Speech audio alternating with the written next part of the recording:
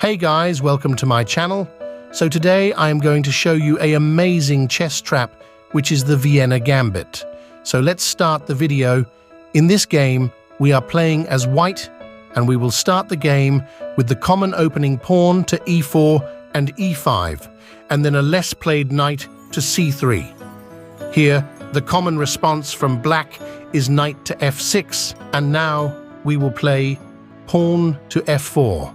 The Vienna gambit.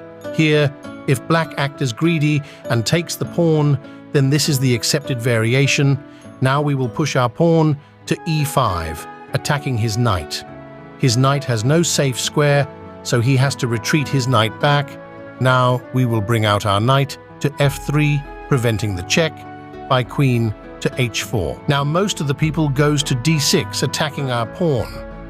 But we will push pawn to d4, defending our pawn. And if he takes, then we won't take it back, but deliver a check by after he block it, we will simply retreat our bishop. And now the opponent would take the pawn on d4, attacking our knight, but we will simply ignore this attack and capture the pawn on f4. Then he takes our knight, but we will go for the brilliant bishop sacrifice, because if he takes our bishop, then he loses his queen.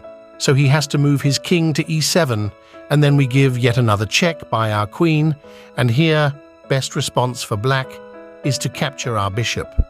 Then we delivered yet another check. Now he has to move his king to f6, and then we will go for a brilliant bishop sacrifice, because then, if he takes our bishop, then there is a family fork, and ultimately, we will capture his queen.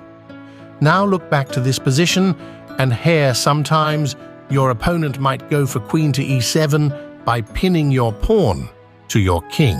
But we can simply unpin our pawn by queen to e2, and now he has to retreat his knight back. Then we place knight to f3, preventing the check by the queen, and now he will attack our pawn by either his knight or pawn. Let's look one by one. If he attack with pawn, then we will go for knight to d5, attacking his queen.